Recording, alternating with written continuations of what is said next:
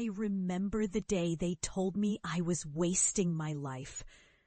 I was just a kid then, standing in the cluttered kitchen, clutching a crumpled sheet of paper with scribbled notes about peace, about harmony. My parents looked at me with sneers carved deep into their faces.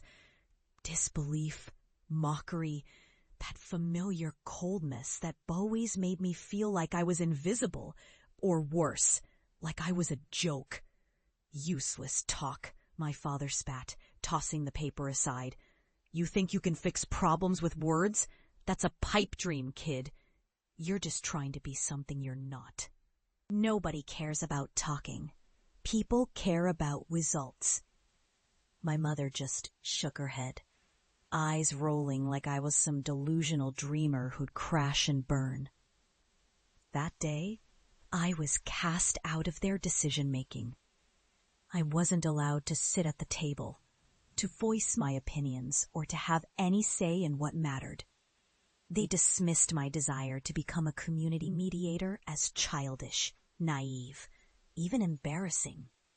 They called it useless talk, as if words had no power, as if conflict was only resolved through force or silence. But inside me, a fire ignited. I knew then, no, I felt then, that I had to prove them wrong. I wouldn't let their ridicule define me. I trained relentlessly, immersing myself in conflict resolution, negotiation, empathy. I devoured books, attended workshops, practiced with anyone willing to listen.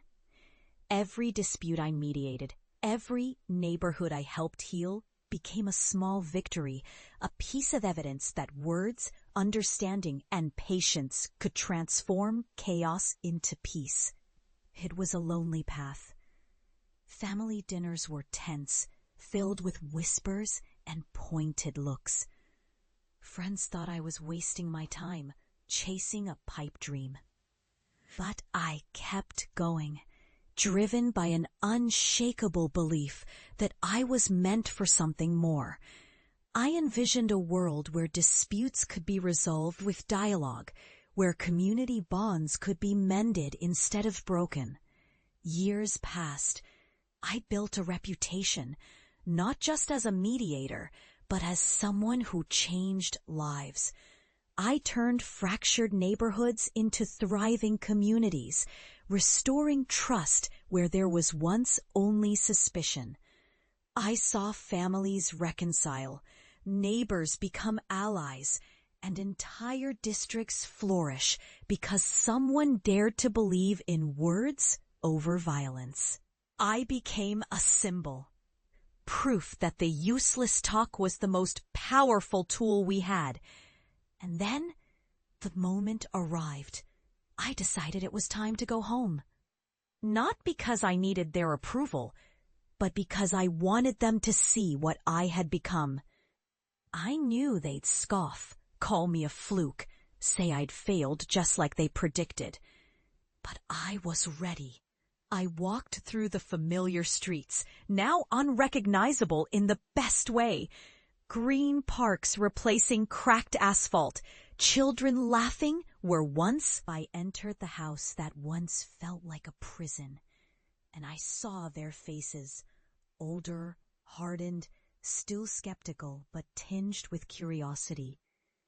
I had arranged a gathering, a simple open house where I would share my work, my story.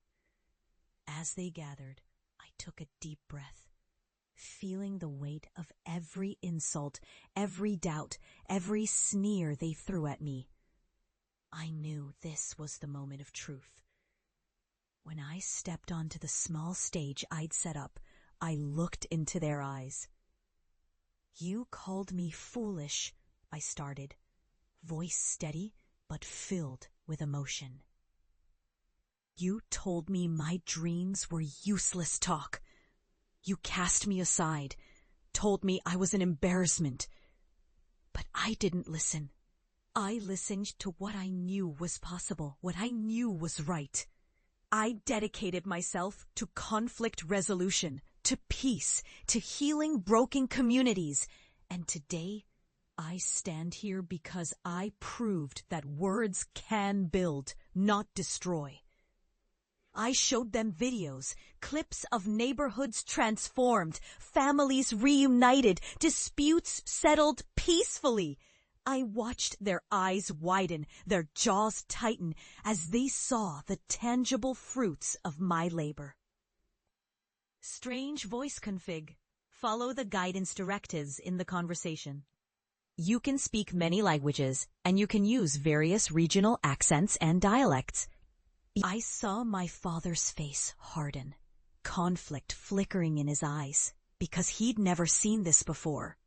Then I paused, looking directly at my mother. You ridiculed my dream, but this is what your ridicule almost kept me from achieving. I was told I'd fail, that I'd be an embarrassment, but I turned that ridicule into resilience. I turned broken places into thriving spaces, just like I promised myself I would. The room fell silent. For a heartbeat, I saw something I'd never seen before. Respect. Not from everyone, maybe, but enough to shake the foundation of their skepticism. And then I did something that changed everything. I reached out my hand to my father, who hesitated for a moment before grasping it. My mother's eyes glistened and she looked away, overwhelmed. I held their gaze and said, I'm not just a mediator of neighborhoods. I'm a mediator of families, of hearts. I hope one day you'll see that words are what hold us together, not tear us apart. That night, as I left their house, I felt not because I'd finally won, but because I'd finally been seen for what I truly was. Someone who refused to be silenced, who fought for meaning and connection. Looking back now, I realize that their ridicule was just fear. Fear of change, of the unknown, of the power I was discovering within myself. I learned that sometimes the greatest victories come not from defeating others, but from transforming their doubts into understanding. My success isn't just in the neighborhoods I've healed or the communities I've built. It's in the quiet, profound truth that perseverance, faith in oneself, and the courage to speak can dismantle even the deepest walls of skepticism. And the most important lesson I carry forward? Never let anyone define your worth. Because if you believe in your purpose, no amount of ridicule can ever extinguish your light. Today, I stand here not just as a mediator, but as a testament. Proof that useless talk can change the world, starting with the stories we tell ourselves. And that, in the end, is the greatest victory of all.